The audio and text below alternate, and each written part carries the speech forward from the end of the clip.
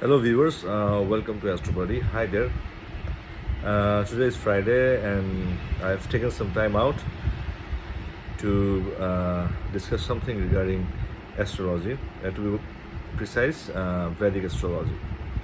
So, there are many forms of astrology which I've earlier discussed, like numerology, palmistry, Chinese astrology, Vedic astrology, Western astrology. But over the since last 22 years, which by default uh, I've been doing a research on and sort of studied, is Vedic astrology. So Vedic astrology you know uh, has some few parts in, like BV Raman astrology, KB astrology, etc., etc. So today we will discuss about how do the predictive method goes, and how people actually, the astrologers, study a person's problems, fate, future, etc., etc. So in Vedic astrology, there are 12 houses. That means 12 houses means 12 rasis. So what are the rasis? That is Aries, Taurus, Gemini, Cancer, Leo, Virgo, uh, etc., etc. Like, so it goes from Aries to Pisces. 12 rasis. In the same context, there are actually 12 houses too, 1 to 12. So what does the house denotes? The first house is actually the house of self. It is how you portray yourself to the world. It is your body, your existence, your confidence, and the amount of problem, the amount of things you are able to tackle, you are able to face, and you are able to execute your life after tackling different kind of situation. It is called Tanubhav. That means the body. To some extent, to a major extent, it also denotes your health. Though health should be seen from all the houses, because there are many body parts and stuffs that other houses also signifies, like the fourth house that signifies your heart area, fifth house your spleen, eighth house your private parts, etc., etc. So overall health, general health, is seen from the first house. The confidence is seen from the first house, and the way you portray yourself to the world, it is considered to be the most auspicious house. Um, it is actually the house which was in ascending while you were born in the eastern horizon. So in in in a normal sense, we say that Aries is the first house, but it not may be the case for everyone. So through people, the first house also varies. Like for some, Gemini can be the first house, whereas Gemini is actually a third house. So getting back to the topic, there is second house. Second house means your family's stored wealth, family's well-being, your savings from your income, your family savings, your stored wealth, jewelry, your stored cash. That is signified by the second house. And it is also considered to be a soft marker house, because it is directly opposite to the eighth house. Eighth house is considered to be the house of death or longevity. And then comes the third house. Third house is the house of your younger siblings. Third house is the house of your valor. Third house is the house of your initiative. Mostly the business person, the businessman, to do business or any kind of new work, you need to have a very strong third house, because third house is the initiative. But it doesn't mean that only having the ability to take initiative can help you out to be successful, because it should be supported by your brain, your intellect, uh, which comes from the fifth house, and your luck, which comes from the ninth house, and your gains, which comes from the 11th house. So I'm coming to those houses. Now coming to the fourth house. The fourth house is the karaka of your mother, your home, your the luxury of your vehicles, the possessions of fixed assets and your homes, your heart, health, your peace of mind is seen from the fourth house. Fourth house is the Kendra house, and it's one of the most important house in the Vedic birth chart. Then comes the fifth house. Fifth house is the house of progeny. Fifth house is a house of your past karma. Fifth house is house of your speculative gains. While you're trying for lotteries or stock markets, you have to have a strong fifth house to support your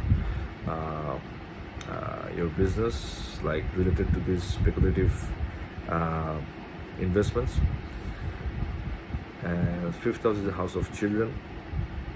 Fifth house is a general happy house, and it's also a general luck house, because fifth house is the ninth house from the is ninth from the ninth house actually. Then comes the sixth house. Sixth house is regarded as one of the trick houses, because sixth house is the house of Rog, Ripura, and Shatru. The sixth house is the house of your enemies. Sixth house is the house of your disease. Sixth house is the house of your competitions. Sixth house is the house of the lawsuits and legal battles in the courts.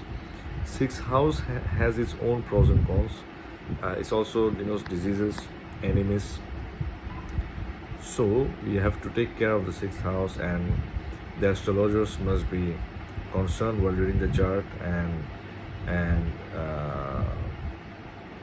prescribe things related to the sixth house, because I feel it's a balanced house in this Kali Yuga. Sixth house features is also needed for people, because astrology is based on ancient system and ancient methods. At that particular time, world was not that competitive, money was not that necessary, people had different propaganda, people has different priorities. But now in the Kali Yuga, the priorities has changed. People are competitive, people want a very rush life, competitive life, wants to win in competition.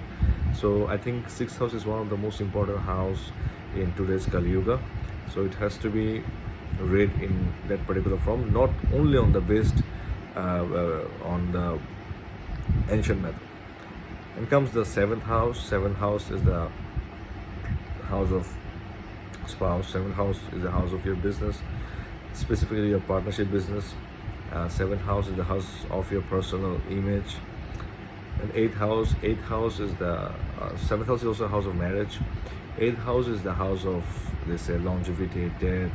It's also a house of hidden treasures, sudden gains. It's also a house of the gains you're about to get from your in-laws. Then there's ninth house. Ninth house is the house of guru. Ninth house is the house of highest spiritual learning. Ninth house is the house of general luck. Ninth house is the house of your religion, how religious you are, what is your proximity towards religion is denoted by the ninth house. Then there's 10th house. 10th house is the house of power. It's one of the most strongest kendra.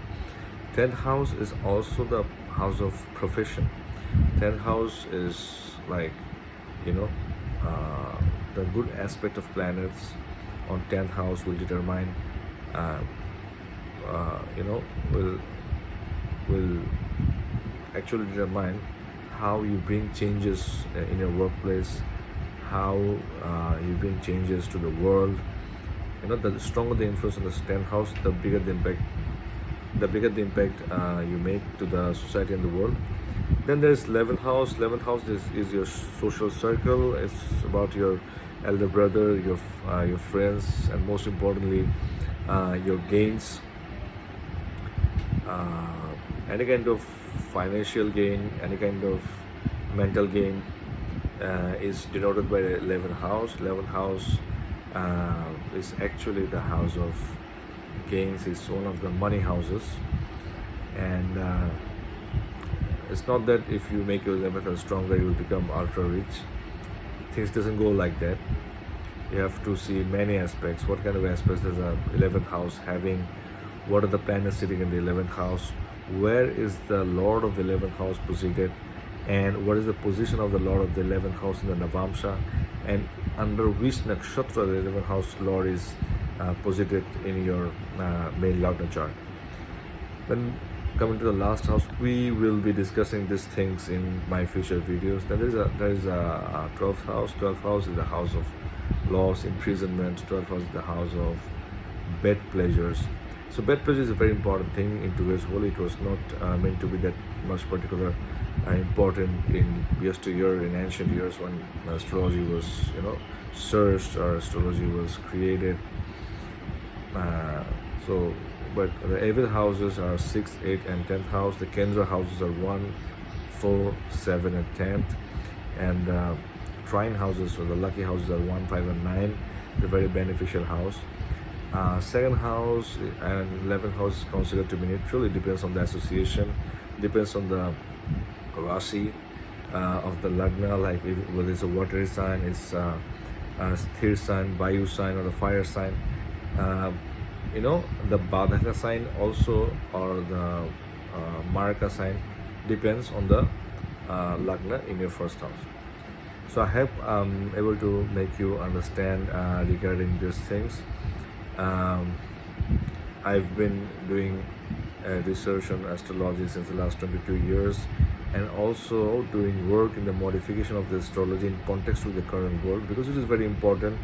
We shouldn't be only stick to the basic, which was created long years ago, because astrology is a very old science.